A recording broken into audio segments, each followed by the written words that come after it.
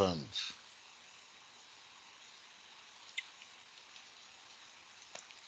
Isso, você está gravando. Beleza, beleza, beleza. Meus caríssimos da MED 21, boa tarde. Espero que estejam bem. Quanto tempo? E antes que iniciemos esse feriado maravilhoso, vamos bater um papo aí sobre sistema muscular. São considerações gerais, né, a respeito do sistema muscular, dos tipos de músculos que nós temos no corpo humano. Vocês também terão esse tipo de abordagem com histologia, certamente. E, de antemão, esse slide inicial já dá uma amostra de quê? De que nós temos 3 tipos de músculos no nosso corpo. Músculo estriado esquelético, músculo estriado cardíaco, músculo liso. Obviamente, há semelhanças e há diferenças também. E é isso que nós queremos expor aqui. Algumas questões funcionais, obviamente, porque quando falamos de músculo, imediatamente pensamos no músculo estriado esquelético, no que diz respeito a tipo, porque nós temos cerca de 588, 590 músculos no corpo humano. Mas antes disso, sem nos relacionarmos a tipo, primeira coisa que a gente pensa quando falamos em músculo, movimento. E o movimento, ele vem após o músculo se contrair. E todo esse músculo de contratilidade muscular, aí vocês vão aprender, se já não sabem, excitabilidade elétrica, enfim. Vamos conversar com esses músculos, falando, sobressaltando, é claro, pessoal, que o músculo estriado esquelético vai ganhar um enfoque maior. Vocês vão ver nesse módulo de bases morfológicas, os músculos do corpo. Claro que nós vamos destacar os principais, obviamente, e que o objetivo principal de vermos os músculos não é decorar os músculos, é formar uma base forte e firme para que vocês cheguem no terceiro período e vejam locomoção de uma forma diferente do que muitas vezes os veteranos passam para vocês, ou mesmo da forma que vocês imaginam que seja a locomoção. Enfim, vamos lá. Bom, generalidades. Tecido muscular, ele contribui para a homeostasia? Com certeza. Relembrando que a homeostasia é a estabilidade das demandas fisiológicas. Isso é a homeostasia. Como é que o tecido muscular contribui para essa dádiva que é a homeostasia? Produzindo movimento corporal. Nós partimos então dessa premissa que eu preciso me movimentar.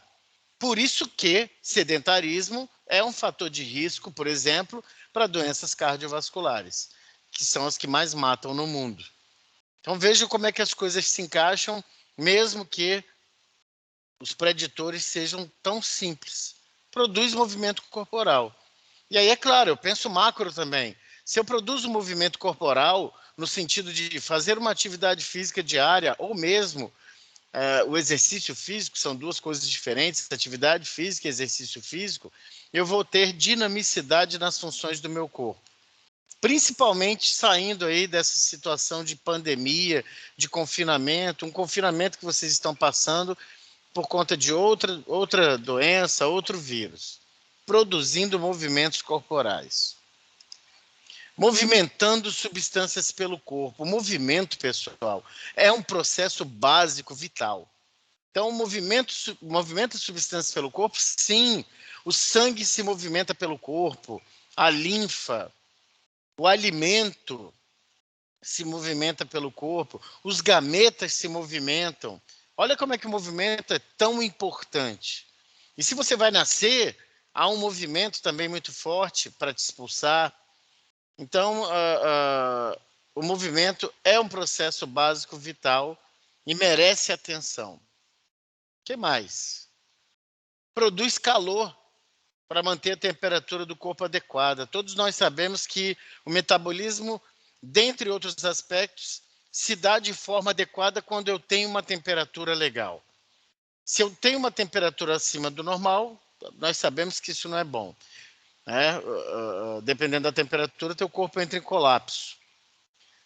E a temperatura abaixo do normal também não é legal, né? Então, uma temperatura adequada é importante. Quando você é um praticante diário de atividade física, tudo no seu corpo funciona em uníssono, em harmonia, nisso aí que está no enunciado chamado homeostasia. Então, esse é mais um benefício do tecido muscular e do movimento em si. Como eu disse a vocês anteriormente, pessoal, são 3 os tipos de tecido muscular: músculo estriado esquelético, músculo estriado cardíaco, músculo liso. E tendo em vista, como eu falei para vocês, que eles compartilhem, sim, de características, né, de propriedades, se assemelham, por outro lado, eles diferem sob o aspecto da anatomia microscópica, por exemplo, né, já que uns apresentam estriações à vista da microscopia, por isso são estriados, e o esquelético e o cardíaco são assim. Outros não apresentam, sob uma visão microscópica, essas estriações, que nada mais são do que alternâncias de faixas claras e escuras, propriedades histológicas. O músculo liso não tem essas estriações, convencionou-se chamá-lo de músculo liso. A localização também. Músculo estriado esquelético. Poxa, já é uma dica. Está fixo no meu esqueleto. Então, isso já me dá já me deixa presunçoso do que é o músculo estriado esquelético. O músculo liso eu encontro em paredes de órgãos ocos. Vaso sanguíneo, com destaque para as artérias, estômago, útero, bexiga urinária. Então, é um outro comportamento localizacional desse tipo de músculo, que é o músculo liso. E o músculo estriado cardíaco? No coração, sob a pessoa do miocárdio. E aí você escuta falar infarto agudo do miocárdio.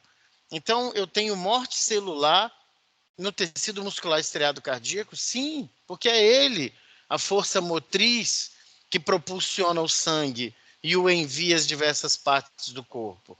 Então, como ele é um trabalhador, se ele não receber, ele morre. E no caso, ele precisa receber o quê? Essencialmente, nutrientes e oxigênio. Então, músculo estriado cardíaco no coração, músculo estriado esquelético, né, relacionado ao esqueleto, músculo liso aos órgãos ocos.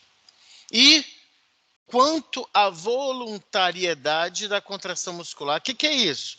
Eu tenho um músculo que contrai sob meu comando consciente, músculo estriado esquelético. Então, se eu quero flexionar meu antebraço, assim eu faço, porque eu quero. Então, vejam bem, se eu tenho essa ideia primária, eu sei que quando eu estou vendo uma pessoa com tremor, há algo de errado aí. Pode ser uma doença de Parkinson, pode ser algo chamado de tremor essencial, pode ser um tremor intencional devido a problemas nas estruturas neurológicas que coordenam o movimento. Não é normal. Um músculo que tem a possibilidade da contração muscular voluntária, ou seja, aquela que depende da minha vontade consciente. Se esse músculo se contrai involuntariamente, nós temos aí um distúrbio. Uma cãibra é um distúrbio. Pode ser um excesso, pode ser a falta do exercício, pode ser um problema vascular, pode ser um problema de desidratação, pode ser um problema de íon. Enfim, é assim que nós vamos associando, pessoal, as ideias. Então, músculo estriado esquelético, contração muscular voluntária. Músculo estriado cardíaco e músculo liso independem da minha vontade consciente. Então, são músculos de contração muscular involuntária. Músculo liso e estriado cardíaco. Certo? Eu não consigo controlar a contração desses músculos. Então, você pode falar assim, mas eu consigo baixar minha frequência cardíaca. Sim, você consegue. Condicionando-se fisicamente, ou por meio até de uma meditação. O que você não consegue é controlar a contratilidade do seu coração. Você não fala aí, vou contrair agora, viu, coração? Contrai, opa, agora relaxa. Não. Isso é sistema nervoso autônomo. Por isso o nome dessa modalidade de sistema nervoso que nós temos. Autônomo. Por quê? Não depende da minha vontade consciente. Vocês devem ter acabado de almoçar, então todo o trato gastrointestinal de vocês, a partir do estômago nesse momento, está aí trabalhando. E você está de boa, está aqui me escutando. Seu coração está aí contraindo e se relaxando no que chamamos de sístole e diástole, e você nem está preocupado, graças a Deus. Então, estes músculos não trabalham sob nossa vontade consciente, desta feita recebem a classificação de involuntários. Um carinho aí com o tecido muscular estriado esquelético, já comentamos, eu gosto de repetir informações até para fixarmos esses dados. O músculo estriado esquelético, chamado dessa forma, porque a maioria dos músculos estriados esqueléticos movimenta os ossos. Perceberam, pessoal? Não são todos, a maioria. E a gente vai conversar sobre isso depois. É denominado estriado por questões que já foram ditas aqui. A visão microscópica, faixas claras e escuras se alternam, né, são visíveis ao microscópio e assim convencionou-se chamar esse tipo de músculo de estriado. Ele atua basicamente de forma voluntária, mas também são controlados até certo ponto pelo subconsciente. Não sei como é que vocês estão, se estão sentados, se estão em pé, devem estar deitados quase dormindo, eu imagino que não. Mas se estão sentados, pessoal, você não fica se contraindo para manter a posição de sentado. Você não precisa contrair a sua musculatura do pescoço para manter a sua cabeça erguida. Existe algo aí subconsciente chamado tônus muscular que cuida disso. Se nós formos a entidades, né, como a APAE, como a pestalose, você vai encontrar crianças de 2, 3, 4, 5 anos que não sustentam a cabeça. Função essa que você tem por volta dos 3 meses, num desenvolvimento motor normal. Então, por que aquela criança com 4, 5 anos não consegue sustentar a cabeça? Não senta à beira do leito sozinha? Não tem uma musculatura que a sustente? Então, há algum problema ali, certo? Os músculos posturais nos estabilizam, sem que eu tenha que me preocupar com isso. E o músculo diafragma, né? Que bom que você está dormindo, e ele é um tipo de músculo estriado esquelético, e ele cuida da tua ventilação, descendo e subindo, mantendo sua ins e sua ex. Então, subconscientemente, ele está trabalhando naquele momento ali, ele não precisa da tua vontade consciente. Então, a organização do músculo estriado esquelético passa muito, desde suas origens embriológicas. Nós nascemos com uma trama muscular esquelética pronta para a vida, é com essa aí que nós vamos. E aí o músculo, né, vai se organizando. O que destaco aqui, por isso nós temos a anatomia nossa é macroscópica.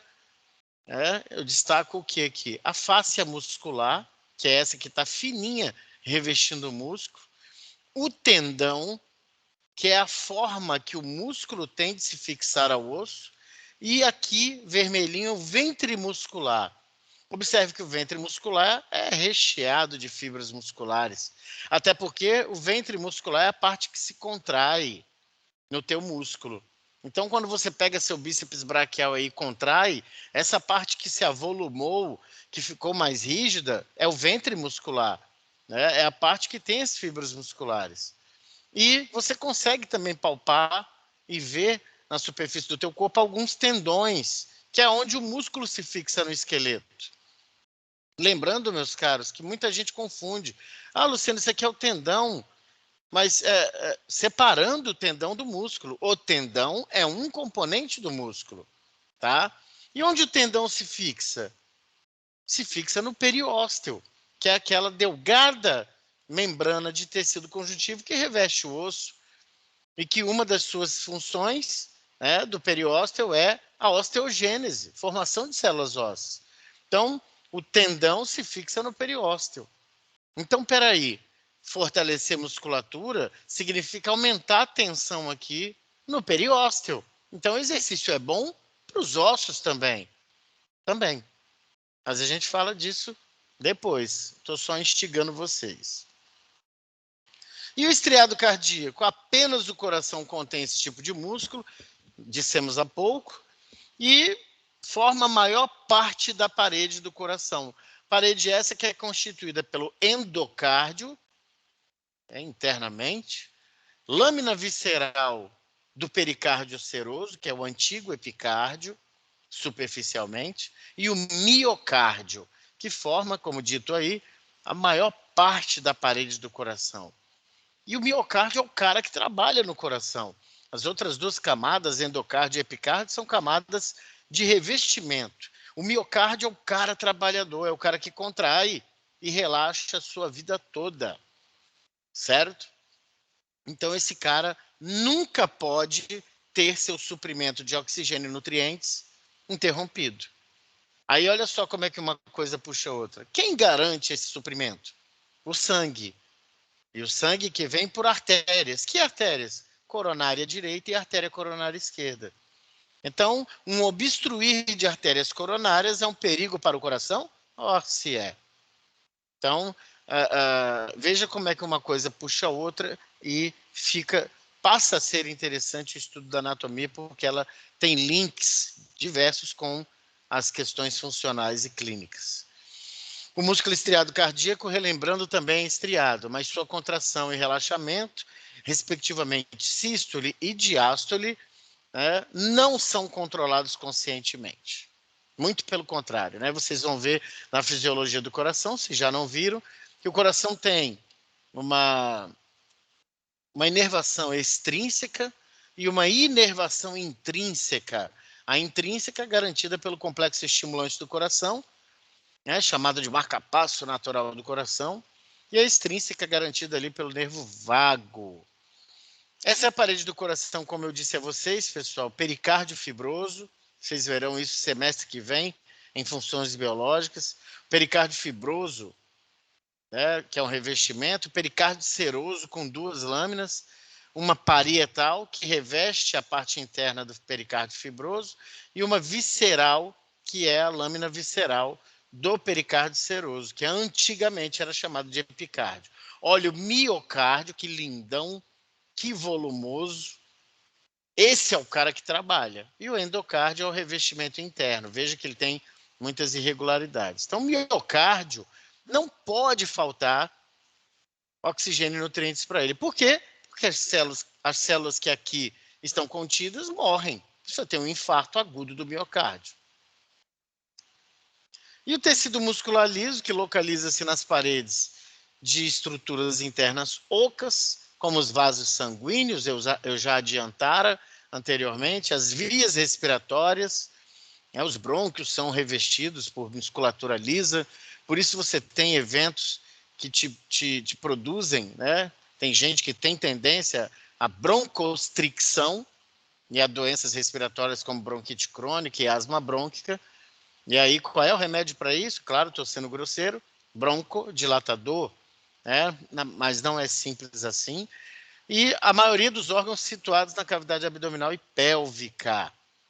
Vocês viram que o útero, as tubas uterinas, musculatura lisa.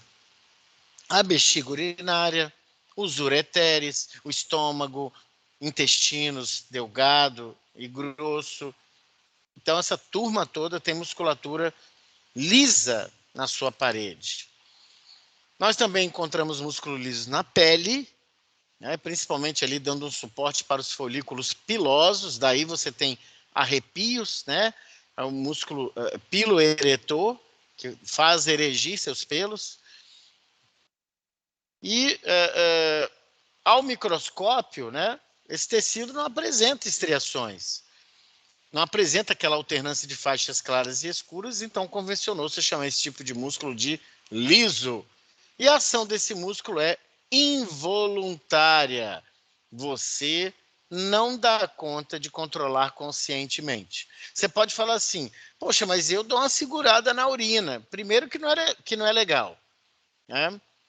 Segundo, que você não vai controlar para sempre. Né? Então, vai existir um momento que você não vai aguentar segurar. Não é legal, primeiro, como eu falei, segurar a urina, e é músculo liso ali, então vai chegar uma hora que você não vai aguentar. Aí o destaque é para o bom e velho estômago. Interessante aí do estômago é que ele tem aí, né, lâminas de tecido muscular liso em diferentes desenhos. Olha só. Aqui fibras oblíquas, aqui circulares, aqui longitudinais. Por quê? O estômago é um grande liquidificador do nosso sistema do nosso sistema digestório, perdão, do trato gastrointestinal.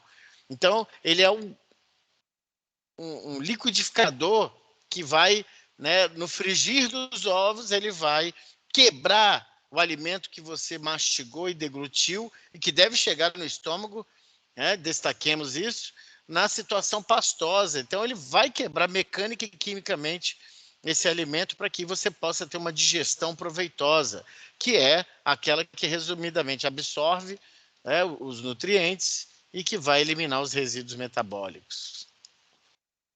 E as funções do tecido muscular? Claro, pessoal, que elas casam com os elementos que são próprios do tecido muscular que vão contribuir para a homeostasia. Então, veja só, produzir movimentos no corpo. Movimento, repito, é importantíssimo, é um processo básico, vital do corpo humano. Estabilização das posições do corpo humano, volta um pouquinho na produção dos movimentos do corpo, que os senhores médicos que são em construção, desde já, né, devem carregar essa premissa desse conhecimento, de que o corpo humano tem músculos esqueléticos, eles produzem movimento. Então, quanto mais o indivíduo passa acamado no hospital, é pior para ele. Quanto mais ele passa acamado numa UTI, é pior para ele. A falta de movimento não é benigna dentro dos contextos normais. Estabilização das posições do corpo humano, e aí eu não falo só de um tronco que esteja estabilizado ao sentar na beira do leito, ou de uma cabeça que se mantenha posicionada. Mas o seu joelho, o seu pé, a sua articulação do quadril, a sua coluna vertebral, as articulações do cíngulo do membro superior são estabilizadas pelos músculos. Uma senhora vai procurar vocês, vai ter como queixa principal: olha, eu tenho dor e falseio na minha articulação do joelho. E essa senhora, ela pode não estar indo a uma missa, que ela gosta tanto, a um culto ecumênico, porque ela precisa pegar ônibus e ela tem medo de, ao descer do ônibus, do degrau, que tem cerca de 45 centímetros de altura, ela tem medo de descer do ônibus, ou mesmo de subir, com medo que esse joelho falseie, né, que ele esteja instável e ela caia. Então, uma musculatura bem preparada estabiliza as articulações do nosso corpo. Vocês são muito jovens, mas isso não impede de que vocês tenham dores articulares. Se vocês não têm uma prática diária de exercícios físicos, a tendência é que vocês adotem posturas inadequadas e que a conta vai chegar. No formato de quê? De dores articulares. Funções do tecido muscular também de armazenamento e movimento de substâncias pelo corpo. Claro, a bexiga urinária armazena urina. O estômago armazena o alimento. O útero nos armazena, né? Uma forma de armazenar até no momento que estejamos maduros para nascermos. E substâncias se movimentam pelo corpo. Sim, o alimento após a sua deglutição e na mastigação você já está exercendo o efeito do movimento dos músculos da mastigação, masseter, temporal, pterigóide medial, pterigóide lateral. Esses músculos estão movimentando e aí você deglute, você engole. A partir daí, os músculos da tua faringe, do teu esôfago, dão conta de levar esse alimento para o estômago. E aí o alimento está se movimentando. Uma vez que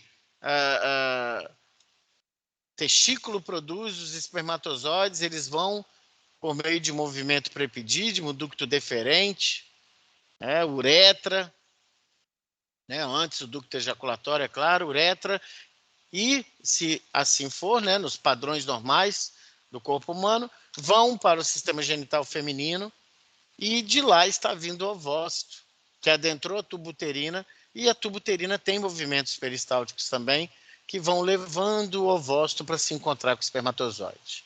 E aí estamos aqui, graças a Deus. As substâncias, então, se movimentam pelo corpo. A linfa, pouca gente lembra da linfa. A linfa é um excedente de plasma sanguíneo que caiu no meio intersticial, é coletado pelos capilares linfáticos e circula pelos vasos linfáticos até ser devolvido ao sangue. Mas espera aí, o sistema linfático não tem um órgão propulsor como o coração? Sim.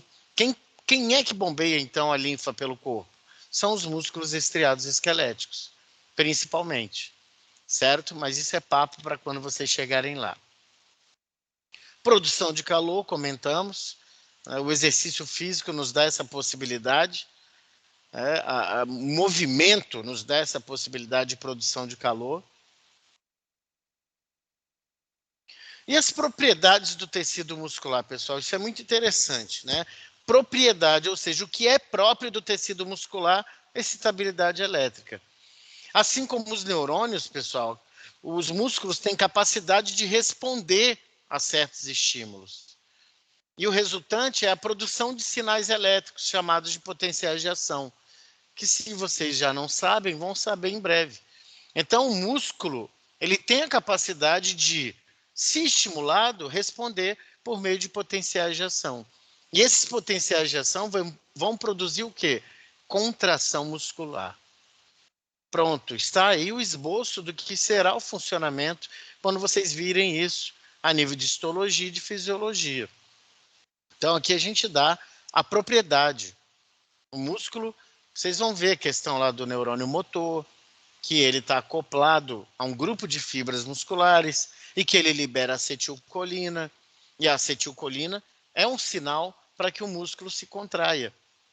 E aí você vai conhecer doenças do músculo estriado esquelético e dessa junção neuromuscular. Aí você vai ver a miastenia graves e outras tantas. Você vai entender por que a aplicação de botox paralisa o seu músculo. Então, pessoal, veja que a base é a organização do seu estudo para que você vá seguindo por níveis de complexidade o teu raciocínio. Não adianta entender agora o que é a doença se você não sabe a base. Então, excitabilidade elétrica, propriedades do tecido muscular. Claro, a contratilidade também, definindo-se como capacidade do tecido muscular em se contrair. E o músculo se contrai com vigor, certo? O músculo se contrai vigorosamente. Assim é com o estriado esquelético, com o liso e com o estriado cardíaco. Mas ele precisa ser estimulado por um potencial de ação. E vocês, se não viram, vão ver que um potencial de ação ele se origina a partir primeiro. O primeiro de tudo, tem que haver um estímulo. Esse estímulo, que pode ser tátil, pode ser calor, frio, pressão, esse estímulo é convertido no impulso nervoso. E vocês vão ver que isso se dá por movimentações de íon e etc. e tal. Não é o foro agora. Basta vocês entenderem que a contratilidade é uma propriedade do tecido muscular. E quando é que ela vem? Vem estimulada por um potencial de ação. Professor, Oi. você viu o Nobel desse ano? Vi, cara, vi dos receptores de temperatura e tato. É isso? Uhum. É. Sensacional. Eu tenho que ler mais. É o Pedro? É. Então, Pedro, eu tenho que ler a fundo aí, mas bem bacana, viu? Muito Quer dizer, foda. muito Legal. legal. Tá bom, aqui pode, porque não é tutorial. Tutorial é Tá mais gravado, formal. tá gravado. Tem isso. Vamos para frente. Você falou que é soda. Tá bom, a soda é legal. Extensibilidade, também propriedade do músculo, pessoal. E atenção aí, a extensibilidade, veja bem, capacidade do tecido muscular em estender-se sem sofrer lesão. Sabe o que é isso no popular, pessoal? Alongamento. A capacidade do músculo dele ser estendido, dele ser esticado. Essa caneta aqui, por exemplo, ela não tem a capacidade da extensibilidade. Se eu tracionar as suas extremidades, eu não consigo esticá-la. Ela vai ficar deste tamanho, certo? Isso é extensibilidade. O músculo tem essa capacidade de ser estendido. Quando você vê aí essa porção final sem sofrer lesão, é óbvio que o músculo pode sofrer uma distensão. É notório isso nos esportes. Na vida normal também. Mas aqui é anatomia. Nós estamos falando dos padrões normais. Então, o músculo pode ser esticado? Pode. E aí vocês podem perguntar assim, Luciano, é melhor aquecer primeiro ou alongar primeiro? Isso depende demais. Isso é uma briga secular, né, nas bases de dados científicas. Tanto faz, vírgula. Tudo, pessoal, que nós vamos nos referir ao corpo humano requer uma atenção especial, individualizada. O que eu estou falando? Avaliação. Por isso existe o exame físico e antecedendo existe a anamnese. É por meio de uma avaliação que você vai definir. Então tem gente que é altamente flexível. As mulheres e as crianças têm uma peculiaridade de ter uma trama muscular mais flexível. Contudo, cada um é cada um e merece uma atenção especial. É fato que a extensibilidade é uma qualidade, uma propriedade do tecido muscular. Sim, ele pode ser esticado. E elasticidade. Olha o conceito, né? Professor, Oi.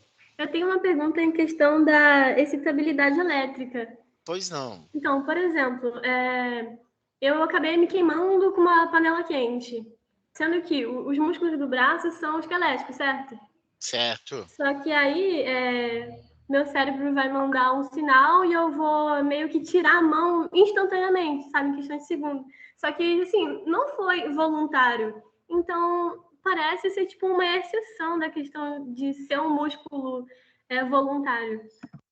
Entendi. Como é seu nome? Quem é? É Letícia Marafone, que tem 3, né? Letícia Marafone, lembro da Letícia. Então, Letícia, você tocou num assunto interessante que é o quê? As demandas funcionais do músculo. A Letícia, embora tenha tocado na panela e retirado, foi consciente. Foi consciente. Embora tenha sido rápido, porque é rápido. A ação de resposta muscular é muito rápida. Né? Letícia tirou o braço da panela porque ela sabe, é estruturado, é constituído como memória no cérebro dela que tocar numa panela quente é prejudicial, é deletério à pele dela.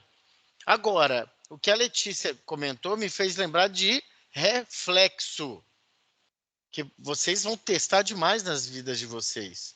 Você coloca um paciente sentado à beira do leito, com os membros inferiores, sobretudo as pernas bem relaxadas, e vocês vão percutir com o martelo neurológico no ligamento da patela. Qual vai ser o resultado? Sem que o paciente queira, haverá uma projeção da perna para frente, no que se consagrou esse reflexo como sendo reflexo patelar. Né? Você bate com o martelinho naquele ligamento da patela e a perna projeta-se para frente involuntariamente. O que aconteceu ali? Ali sim foi involuntariamente. Por quê? É o arco reflexo. Ali não houve, né, o requerer do cérebro. No que eu bati no ligamento da patela, um receptor sensorial nesse ligamento foi agredido pela pancada, ele leva pelos neurônios sensitivos até a medula espinal, esse impulso nervoso. Lá na medula espinal há um neurôniozinho pequeno chamado internuncial, que ele está entre o neurônio aferente e o neurônio eferente. Esse neurônio eferente está trazendo a resposta motora, que foi o quê? Projetar a perna para frente. Então, esse aí é um ato reflexo, certo? Agora, a panela quente, a Letícia já sabia. Putz, tocar em panela quente não é boa coisa. Se você botar um gurizinho de 1 ano, ele vai na panela quente porque ele não tem a não ser que alguém ensinou. Mas ele não tem essa memória guardada, esse conhecimento de que tocar na panela quente é prejudicial. Ele vai tocar na panela quente, assim como eles ficam futucando tomada, essas coisas.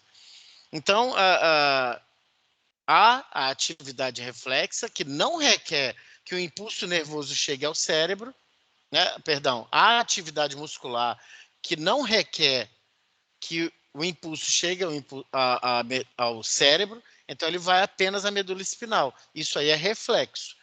Vocês vão testar o reflexo patelar, o aquileu, o tricipital, o bicipital, o estilóide. Tem alguns reflexos aí que, sendo reflexos, a contração é involuntária. Agora, o tocar, né, uma ponta de cigarro que você vê acesa, num ambiente cheio, imagina, você vai passar, vai tirar, vai se afastar, porque você sabe que aquilo ali é maléfico para a sua pele. Será que foi claro ou eu acabei me enrolando? Então tá. Mesmo sendo rápido, ainda é voluntário, né? Isso aí, Letícia, exatamente. Você botou a cereja no bolo. É muito rápido. Pensa aí, é como se a gente estivesse agora junto aqui na sala e eu pegasse uma bola e jogasse na sua direção. Você rapidamente, mesmo que não fizesse um reflexo com o seu membro superior de se defender, no mínimo você ia dar uma preparada, certo? Então é muito rápido, a resposta muscular é rápida. E aí a gente entra em neuro, é bom por isso, né? Quando vocês perguntam. A resposta motor é muito rápida. Agora, se eu perguntar uma coisa a você que exija de você lembrança, que tenha algum aspecto ligado aos processos emocionais, à sua inteligência, vai ser uma resposta mais demorada, porque é uma função mais complexa. O movimento não, ele é rápido. Certo? Entendi, obrigada. Valeu. Elasticidade, pessoal. Então, Professor, Oi. mas as células musculares não são as únicas com essas capacidades, né? Não, os neurônios também. São É os porque, caras. é porque eu estava lembrando aqui da matéria de concepção e tem as células mioides nos testículos. Isso Aí, elas são aí. bem parecidas com ela, eu achei. Perfeito, perfeito. Perfeito. Vocês conseguem trazer o conhecimento que vocês adquirem em outras disciplinas, pessoal, para o todo. Exatamente isso aí. Então, existem essas especificidades que vocês acabam lembrando, que justamente, né, harmonizam com esses conceitos aí que a gente comenta aqui com vocês.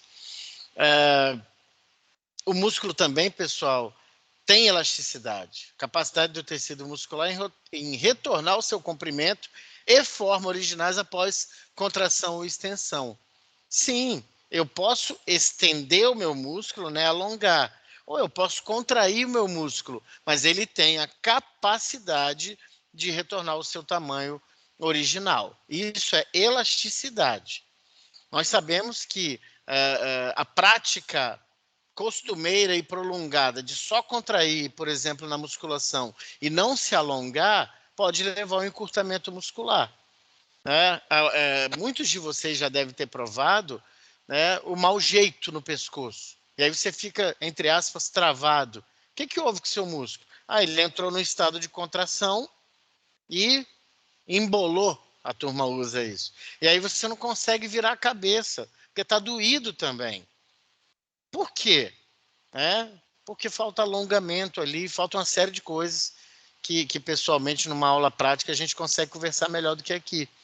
Mas músculo tem que estar no seu estado saudável. Por quê? Porque, ele produz movimento se contraindo. E 2, ele permite o movimento. Se você tiver uma paralisia aqui dos músculos do pescoço, né, você não consegue movimentar a sua cabeça direito. Então, o músculo, ele é muito associado ao movimento. Por que apareceu preto essa perguntinha, né? Vamos de novo. E já desapareceu, que lindo, hein? Olha lá, que doideira. Apareceu junto, deixa.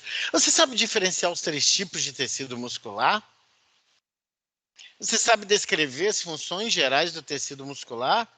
São provocações, pessoal. Tinha um terceiro. Você sabe descrever as propriedades do tecido muscular? Foi justamente o que nós vimos até agora, pessoal. Então, faça o exercício de saber argumentar essas 3 perguntas. Jesus Cristo, não aparece as 3, não? Ah, tá.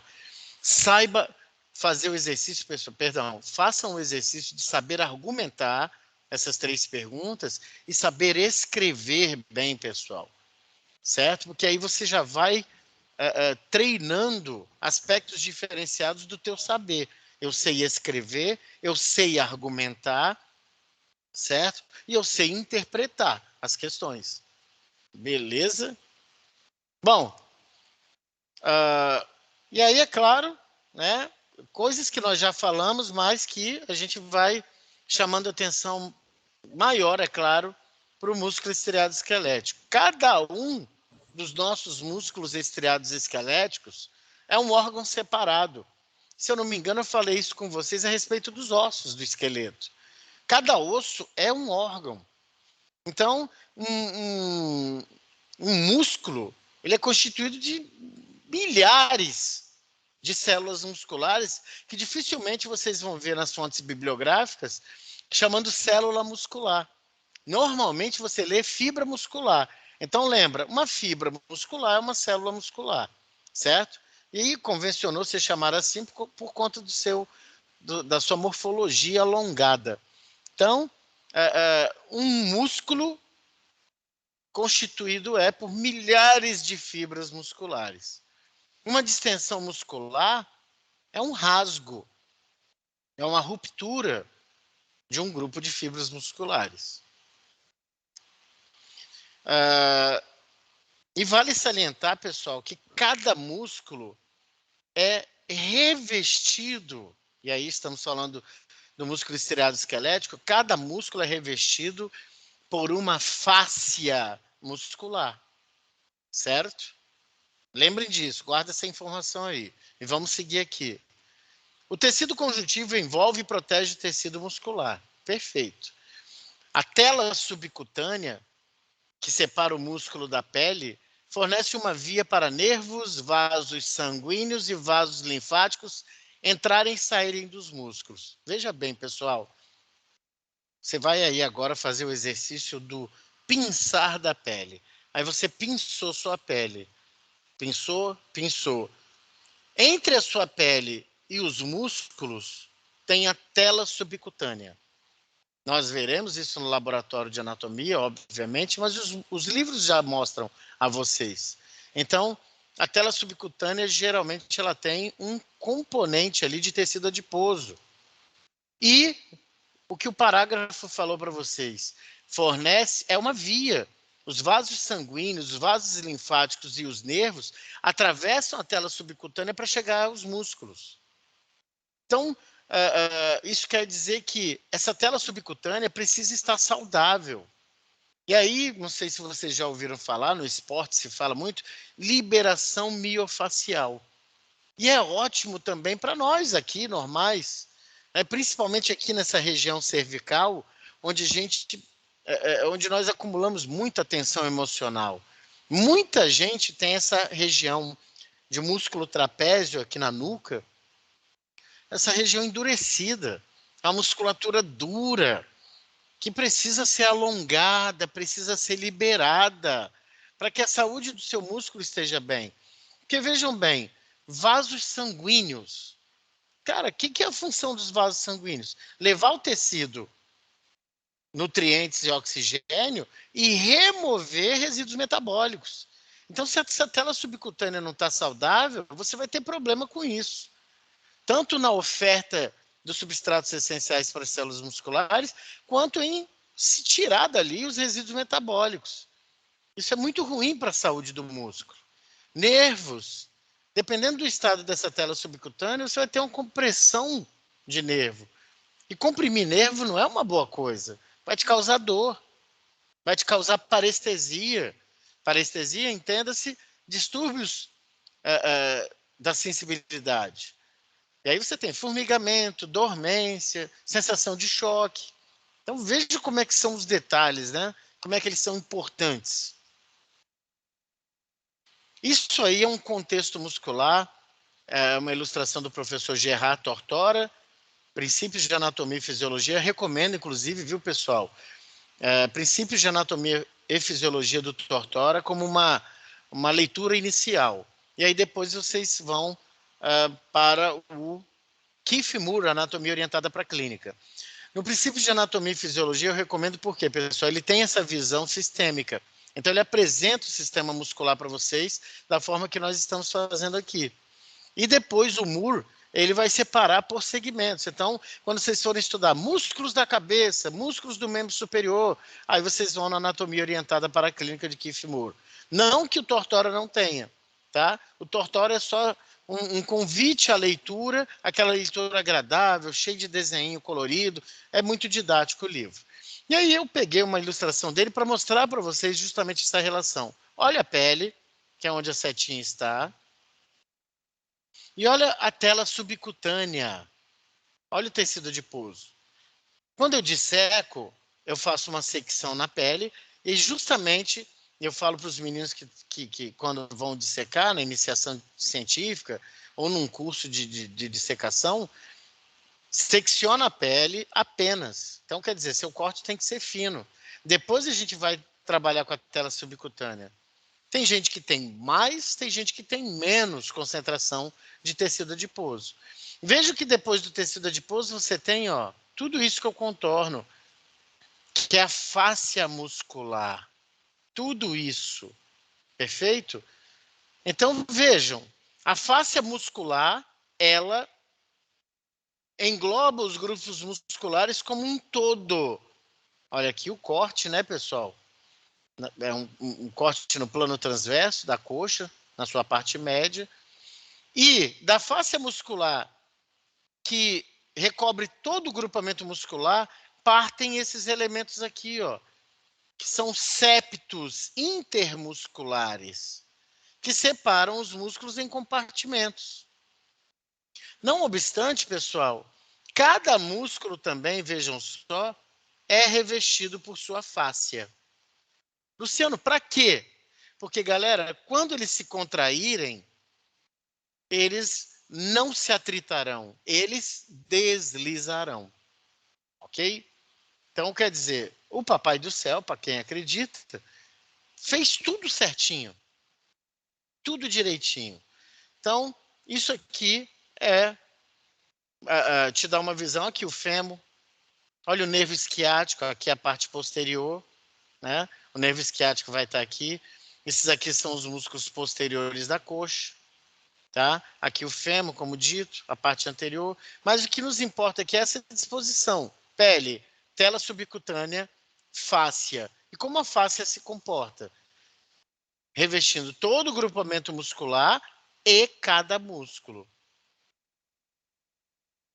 E aí o Tortora traz também um segmento humano, que é assim que nós vemos lá.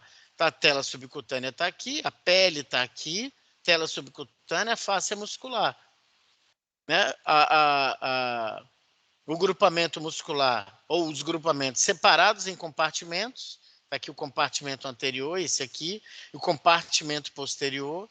Em algum momento das vidas de vocês, se já não ouviram, vão ouvir falar, por exemplo, da síndrome compartimental. Você tem um processo inflamatório gerado aqui dentro. E qual o problema de um processo inflamatório gerado aqui dentro? Não tem para onde expandir. Porque os sinais cardinais da inflamação trazem, dentre outros, edema. E edema é inchaço. Então, para onde vai? Não dá para ir. Então, se você tiver um problema aqui dentro, de compressão, uma síndrome compartimental, você vai ter vaso sanguíneo comprimido, né? Você vai ter nervo comprimido, isso não é uma boa coisa. Mas vocês vão ver isso em algum momento. Conheçam aqui o básico para entender, né, o que não é normal. E aí eu coloquei um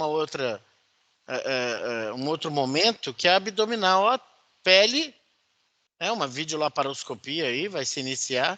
Pele, tela subcutânea, e aqui já o músculo. Sabendo vocês que o músculo tem fáscia. E na musculatura abdominal, né, na cavidade abdômeno-pélvica, claro que vocês vão ter aí um grupo morfológico interessante para quem vai fazer cirurgia, né, geral, abdominal, obstetrícia, vai ter que entender essas camadas até você chegar ao seu órgão-alvo, né, o campo cirúrgico que você pretende. Bom, ainda em componentes de músculo estriado esquelético, lá atrás eu falei com vocês do ventre muscular, do tendão, falei da fáscia muscular, mostrei agora como é que ela se comporta, né? Com a professora Sara, na histologia, vocês devem ver epimísio, perimísio, endomísio, né? Então, tudo se articula direitinho. Bom, o tecido adiposo da tela subcutânea, que vocês viram há pouco, armazena a maior parte de triglicerídeos do corpo. E isso serve, é claro, como uma camada isolante que reduz a perda de calor e também protege os músculos de trauma físico. Mas a gente sabe dos malefícios que o triglicerídeo pode, né, trazer. Então, tudo isso dentro dos aspectos homeostásicos. Pintou aí a fáscia muscular, eu antecedi para vocês e agora nós a colocamos de forma direta, que é uma lâmina, uma membrana fina, uma faixa larga de tecido conjuntivo que reveste a parede, né, das cavidades corporais e os membros do corpo, além de suportar e envolver os músculos e outros órgãos do corpo. Porque imagine se não tivesse esse sistema fascial, pessoal. Nós íamos ter membros disformes, né? Então, nós temos tudo organizadinho. Tanto é que quando você é um atleta e se dedica aos exercícios musculares, aquilo fica tudo definidinho. Peitoral maior bonitinho, serrátil anterior, os gominhos do músculo reto do abdômen, na coxa está tudo separadinho, os grupamentos se separam. E, ao mesmo tempo, estão organizados por conta da fáscia muscular. E a fáscia muscular, como eu falei para vocês anteriormente, permite o movimento livre dos músculos. Por quê? Como a fáscia muscular reveste cada músculo, quando eles se contraem, eles acabam deslizando uns sobre os outros e não se atritando. A fáscia muscular também é meio pelo qual os nervos, né, chegam aos músculos, bem como os vasos sanguíneos e os vasos linfáticos.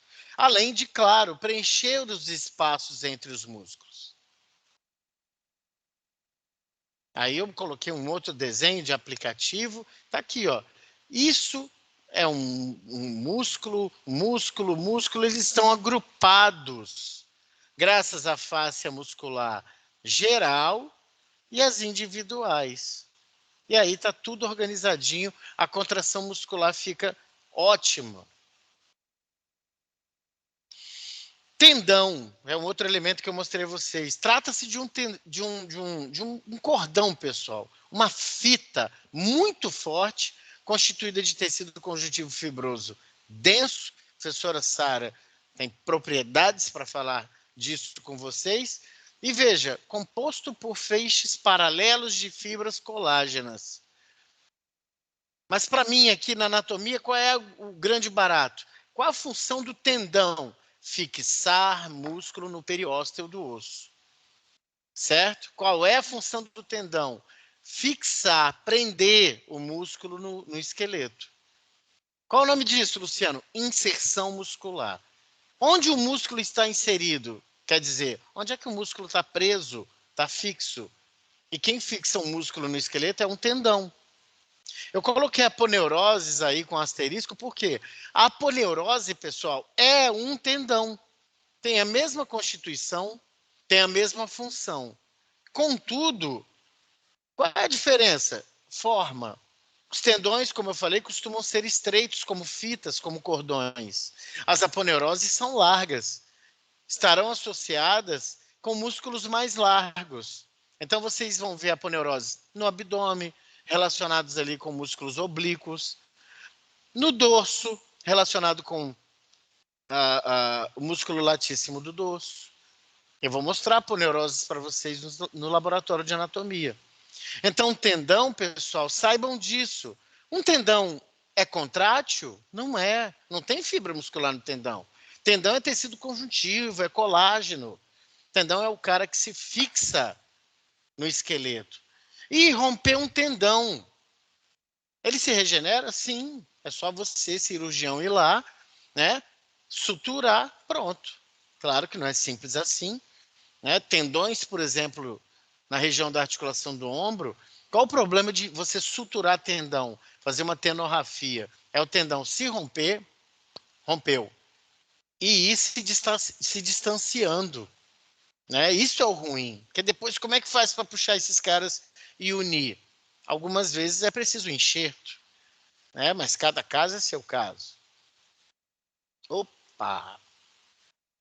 E uma pergunta que eu faço sempre para os colegas da fisioterapia e da educação física é: um tendão, pessoal, se fixa no periósteo, né, do osso. Está aqui, ó. E aí eu falo, um paciente com osteoporose, o que é melhor para ele? A musculação ou o exercício dentro d'água? A musculação. Porque se eu exerço um poder de tensão aqui, né, na musculação, claro, dentro de padrões funcionais adequados, e os profissionais da educação física e da fisioterapia sabem lidar com isso, o músculo, num exercício, né, resistido, com peso, ele vai aumentar a atividade osteoblástica aqui, onde o tendão está exercendo tensão. Opa! Aumentar a atividade osteoblástica é bom para o osso. Não confundir com, se eu tenho alterações nas minhas articulações, se é em articulações, e as articulações têm sobrecarga de peso, né, muitas delas, aí é melhor dentro d'água. Porque aí eu vou fazer exercícios dentro d'água que tem a propriedade do empuxo. Então eu passo a pesar muito menos do que eu peso em exercício dentro d'água. Eu evito o impacto. Vejam como é que os aspectos são diferentes. Então aí é um comportamento de músculo que eu mostro a vocês, os músculos intercostais, por exemplo. Os músculos intercostais, eles, claro, estão entre as costelas, né? Dispostos que estão para quê? Para inspiração e expiração. Destaco os intercostais externos. Os intercostais externos vão fazer o movimento de alça de balde que nós falamos com as costelas. Vão abrir lateralmente a cavidade torácica para me dar mais volume, para eu inspirar.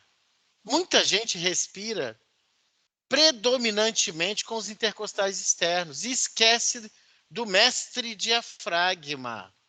Mas é um papo mais lá para a prática, quando eu mostrar esses músculos a vocês. Aí é o comportamento dos músculos, tá, entre as costelas, fixando-se em quem? Nos ossos, no periósteo. Aí, né, uma ruptura, olha só que ruptura interessante e diferente, né? É o que a gente chama de ruptura intrasubstancial. Não é aquela ruptura convencional que separa os fragmentos, não. É uma ruptura dentro da substância do tendão. Muitas vezes pode ser até mais complicado de tratar. Então, o examinador pinçou e dá para a gente ver aqui uma ruptura de tendão. A maioria dos músculos estriados esqueléticos, pessoal, já comentei com vocês, ela está fixada direta ou indiretamente nos ossos. E alguns músculos estriados esqueléticos saem um pouco desse padrão e fixar-se-ão, então, em órgãos, por exemplo, o bulbo do olho. Não é bola do olho, nem globo ocular, é bulbo do olho. Você tem 6, 7 músculos atrás do bulbo do olho mexendo em diferentes direções. Então, é um exemplo aí de músculo estriado esquelético fixo em órgão. Músculo estriado esquelético fixo à pele, músculos da face.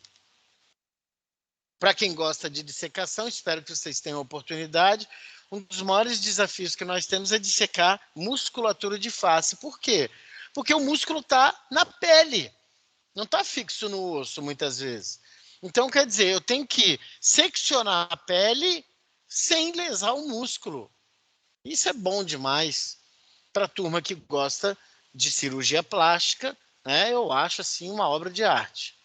E o músculo também pode estar fixo à túnica mucosa, que é o caso da língua.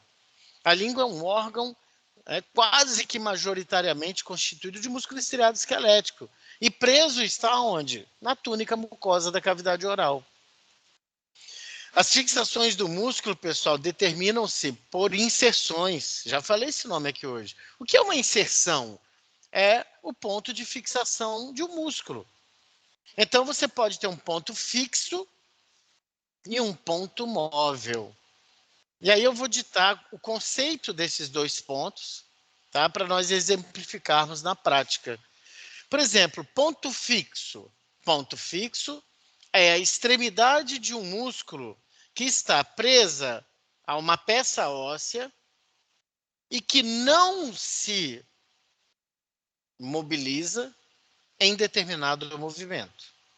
É a extremidade do músculo presa à peça óssea que não se mobiliza em determinado movimento.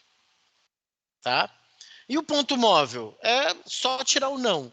É a extremidade do músculo presa à peça óssea que se mobiliza quando de um determinado movimento.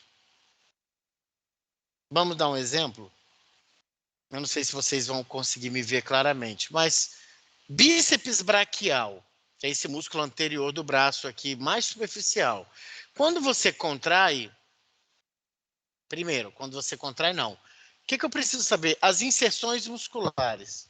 Onde está fixo, onde está fixo, né? Onde estão fixos os tendões do músculo bíceps braquial?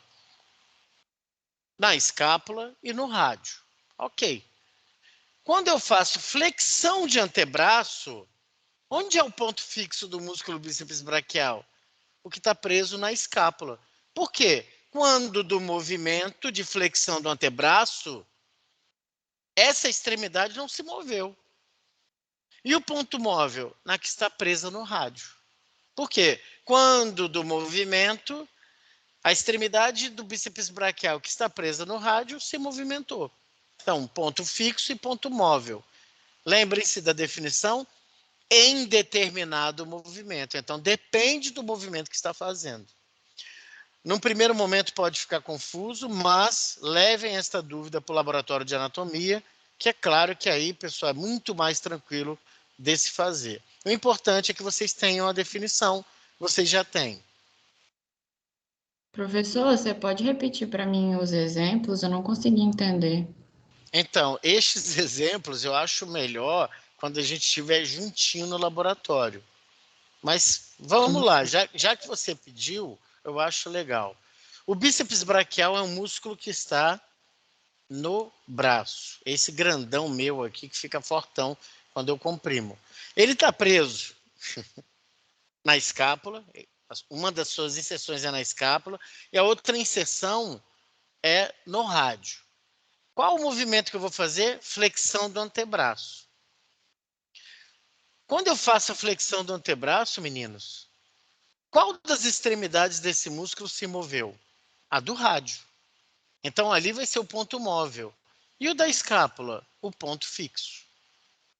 E aí eu expliquei que esse exemplo é muito melhor visto quando nós estivermos presentes, que aí eu mostro a vocês aqui, de repente vocês não estão conseguindo ver. Mas, de qualquer forma, isso vai ficar gravado. Vocês podem olhar depois. E se as dúvidas vierem, o que é bom, tá? Levem para o laboratório para nós conversarmos lá. Bom, ainda em estriado esquelético, eles produzem contração muscular por encurtamento. Aqui é a anatomia humana, pessoal. Então, é a base. Quando você contrai o músculo, ele encurta. Ele encurta, ele aumenta de volume e ele enrijece. Podemos associar mais esses dois fatores aí. Uma outra coisa, pessoal, é que a maioria dos músculos estriados a maioria dos músculos estriados esqueléticos recebem nomes e a terminologia é o grande entrave, né, pessoal, quando está se estudando anatomia humana. O público estudantil reclama que tem tanto nome, por isso que a terminologia anatômica vem para nos facilitar a vida, dando um termo para cada estrutura. E os nomes dos músculos, eles são interessantes porque eles ditam o quê? A função do músculo, muitas vezes. Ou os ossos nos quais esses músculos vão se fixar. Ou ainda, a posição do músculo, seu comprimento, sua forma. Então, isto vem a facilitar a nossa vida. Eu estava cutucando aqui, porque eu não botei os exemplos. Mas os exemplos, vamos lá. Eu digo assim para vocês. Bíceps braquial.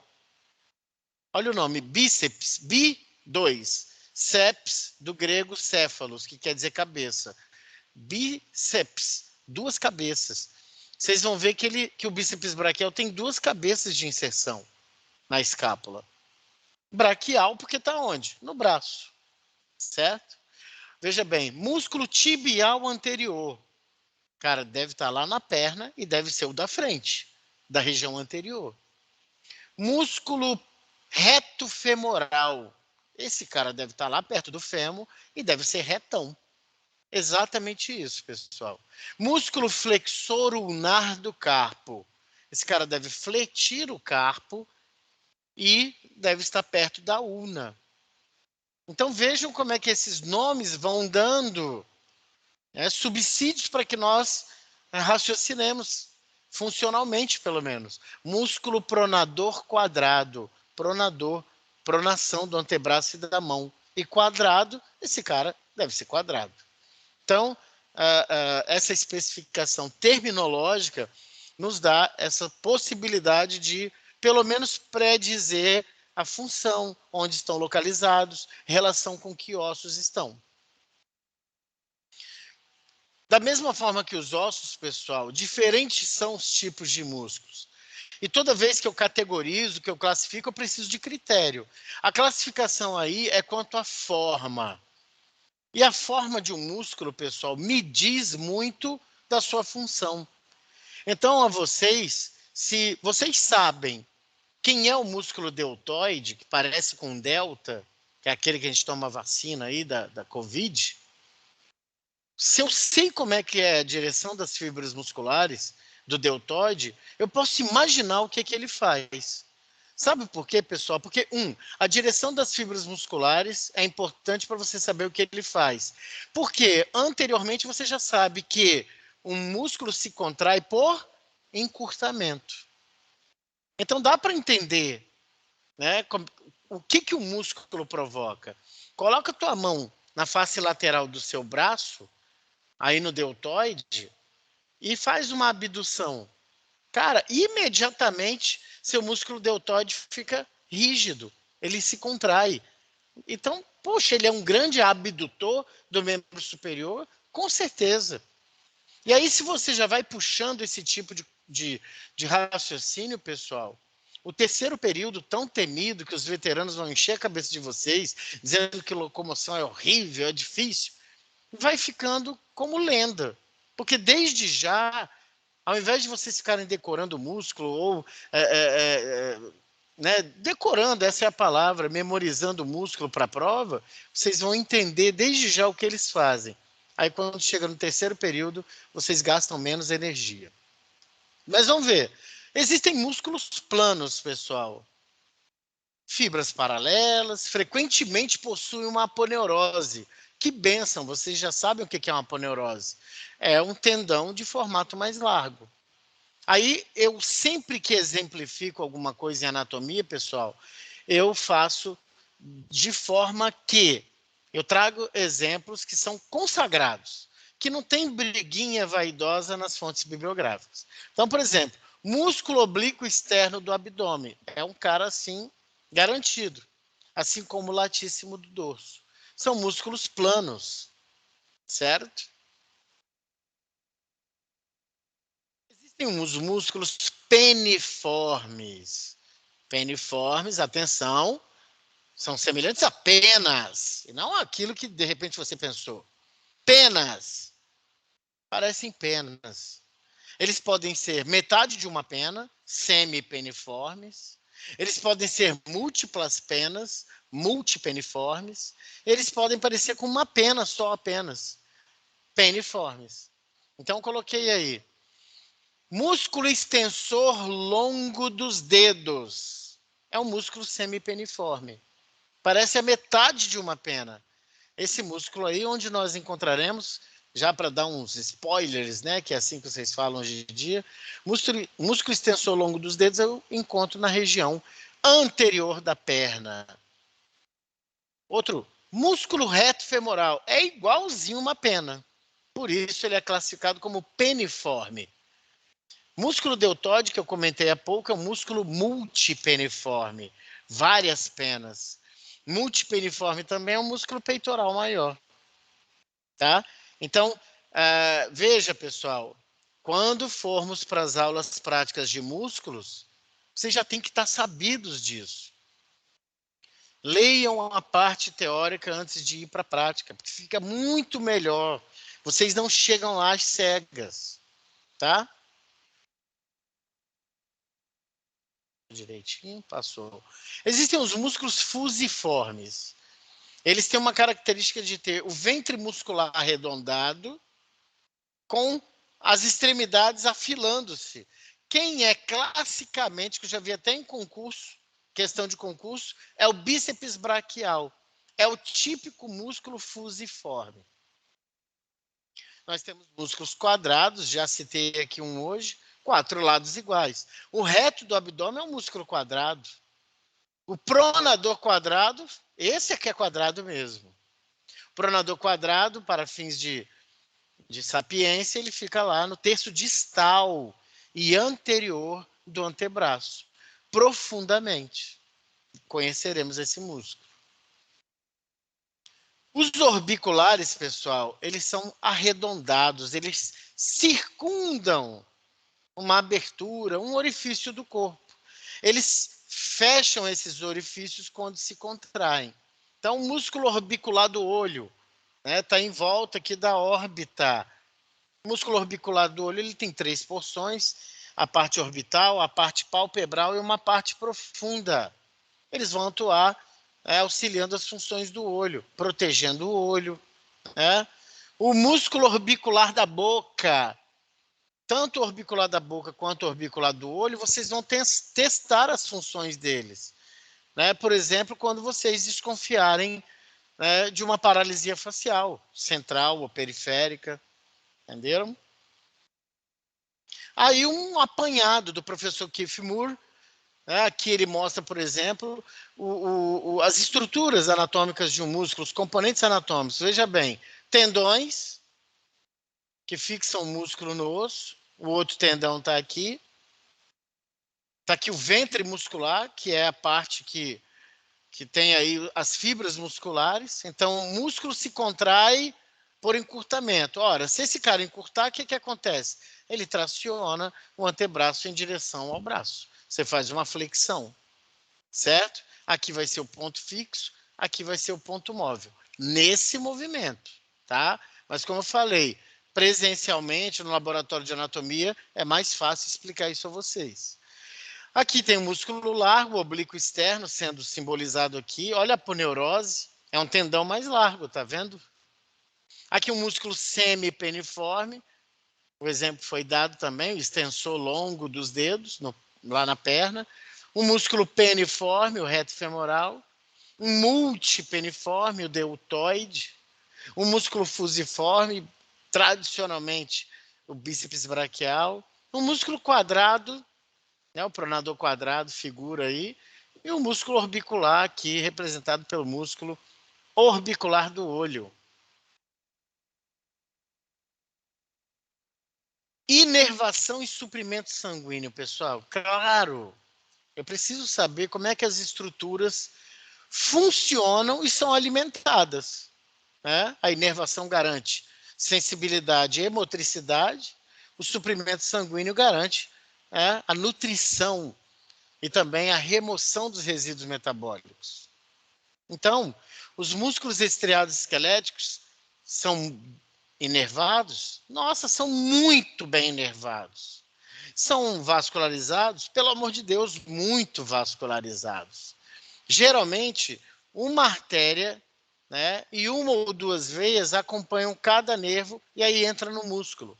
Na dissecção, isso é uma delícia de se ver. Você vê o musculinho entrando, você vê o nervo também e 2 ou 3 veias circundando. Os neurônios que estimulam a contração desse tipo de músculo são chamados de, guardem aí, neurônios motores somáticos. Então, o neurônio que estimula diretamente a contração de um músculo é um neurônio motor somático. Porque isso vai ser citado lá na fisiologia, meus queridos.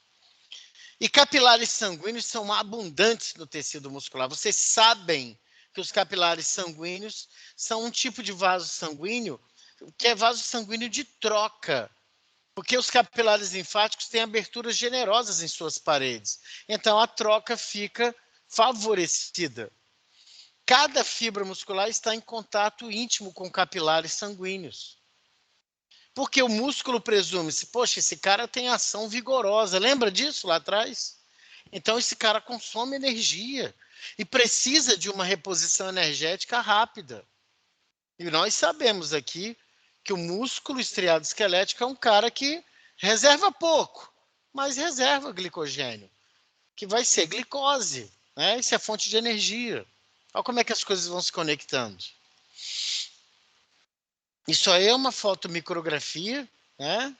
Professor Gerato Tortora, princípio de anatomia e fisiologia. Olha o capilar sanguíneo, cara, que sensacional.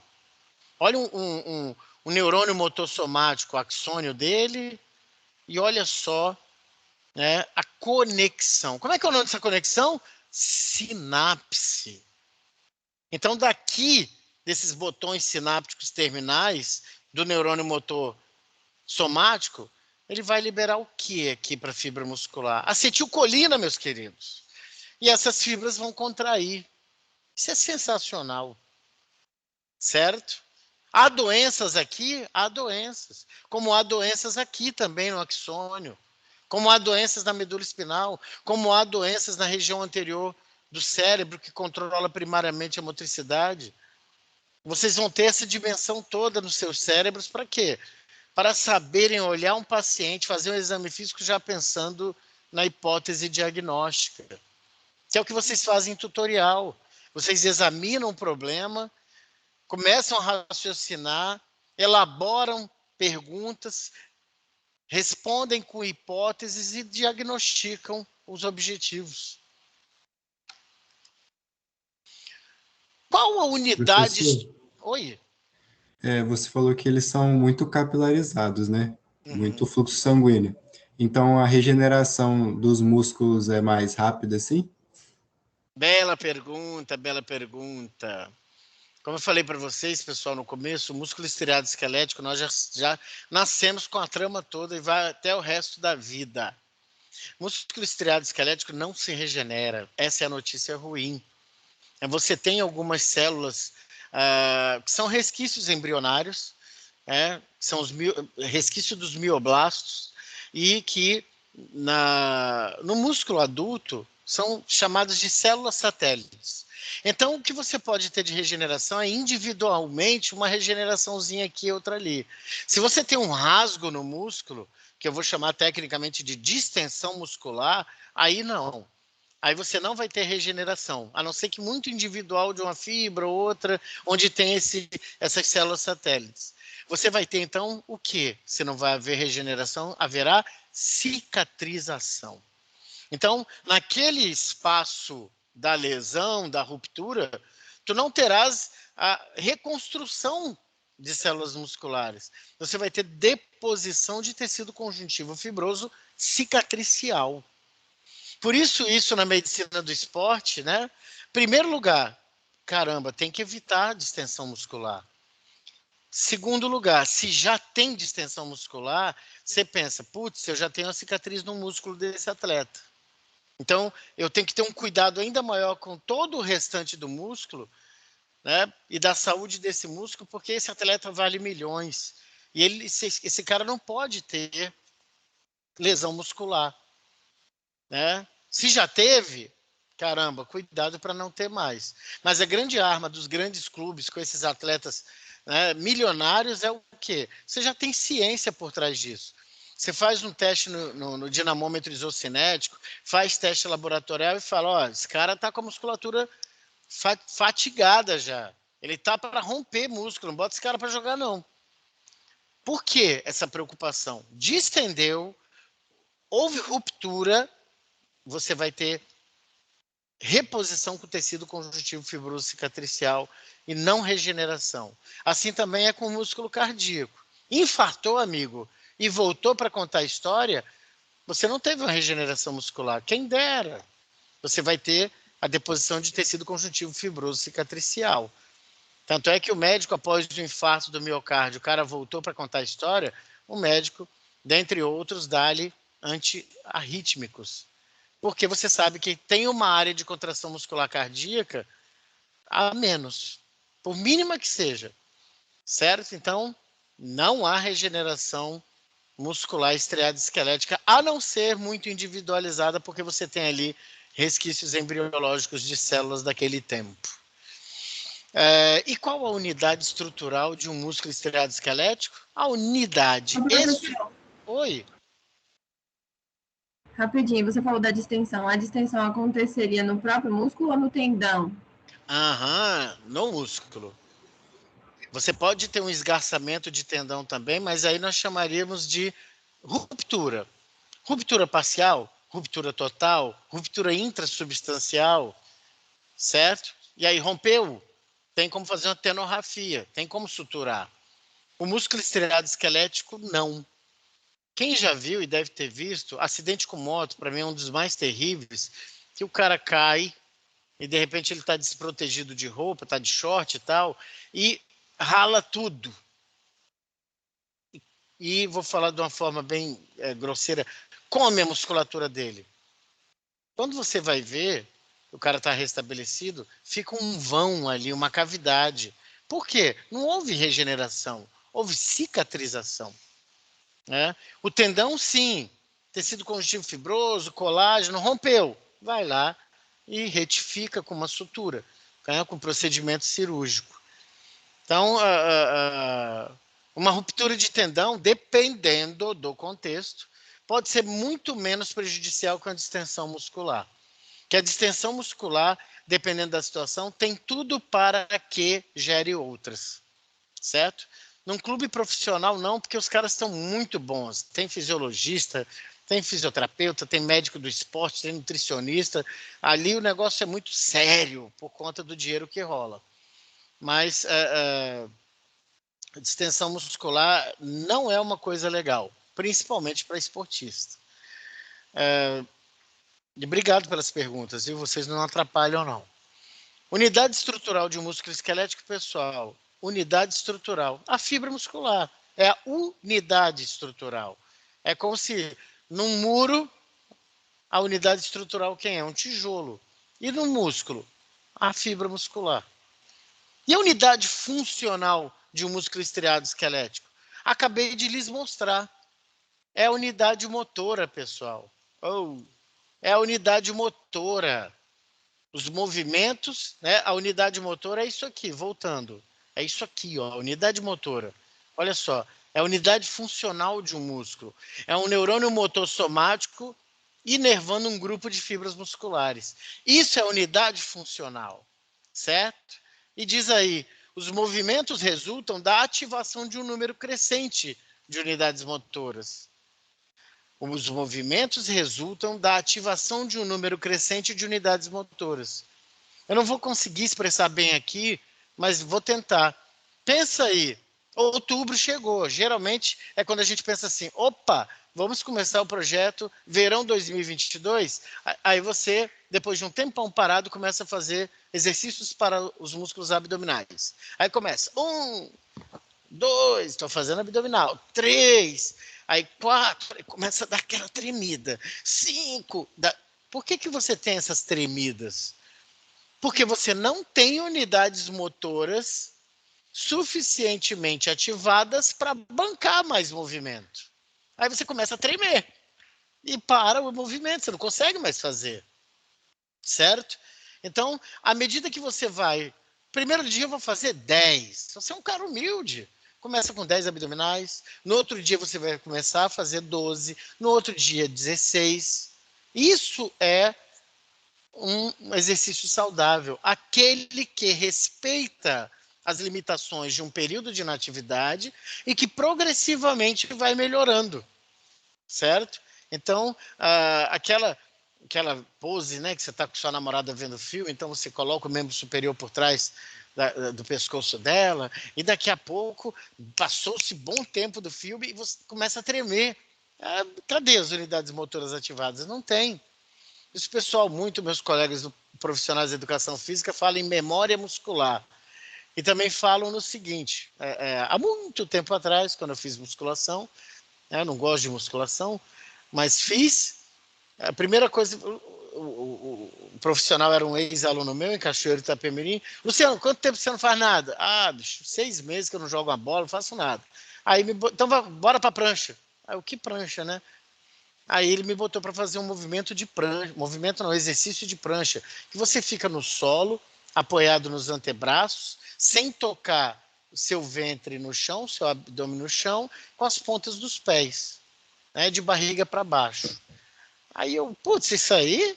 Vem para musculação para fazer isso? Aí ele deu risada. Meu amigo, aí ele falou, Luciano, 3 séries de 30 segundos. Eu falei, tá me tirando.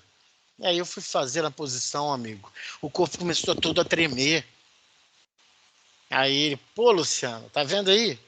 Aí que você entende, né? Olha só, todo o corpo tremendo. Por quê?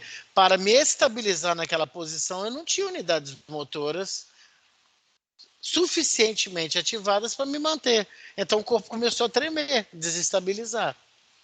Então, se você já tem esse conhecimento básico, né, prévio, você imagina, pessoal, o que vai levar o sujeito a ter uma lesão de membro superior, principalmente de articulação de ombro, das articulações dos processos articulares na coluna vertebral e de joelho, que são os 3 que mais visitam o consultório do ortopedista, e que inadvertidamente as pessoas vão chegar perto de vocês e perguntarem, sabe que vocês são estudantes de medicina, poxa, eu estou com uma dor aqui, o que pode ser?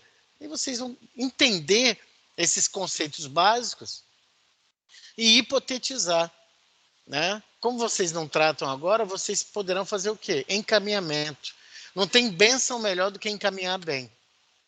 Então está aqui a ilustração do professor Tortora, né? Justamente o quê? Uma terminação axônica de um neurônio motor somático inervando fibra muscular. A boa e velha sinapse. Aqui, né, bonitão, esqueci de mostrar aqui primeiro. E aqui ele colocou assim, aumentado. Então, o impulso nervoso chega aqui nessa terminação axônica. Isso faz com que o cálcio entre.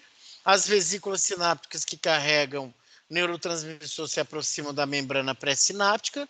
Liberam, então, neurotransmissores que acoplar-se-ão com os receptores da membrana do músculo estriado esquelético, provocando a formação do potencial de ação na fibra muscular. Sabe por que eu falei rápido assim, pessoal? Porque vocês vão ver isso pormenorizadamente com a fisiologia. Vocês dão essa olhada aí e para o segundo semestre, que eu acredito que vocês vejam isso no segundo semestre, em funções biológicas, não sei se vocês já viram, aí você já tem isso em mente. E aí aumentou ainda mais, né? E aí tudo explicadinho. O neurotransmissor se acopla a um receptor, isso provoca a entrada de íon sódio e a formação de potencial de ação. E isso vai causar, né, a contração muscular. Mas é papo para vocês verem depois. Eu só cito aqui na anatomia a unidade funcional, é essa daí, a unidade motora. Quanto mais dessas eu tenho ativada no músculo, melhor vai ser o meu desempenho de movimento. Meus queridos, eu preciso sair. Faltaram só 3 slides, mas por que eu preciso sair? Simplesmente porque eu tenho aula agora. Então, eu tenho essa aula gravada, mas eu também posso gravar esses três slides finais e boto para vocês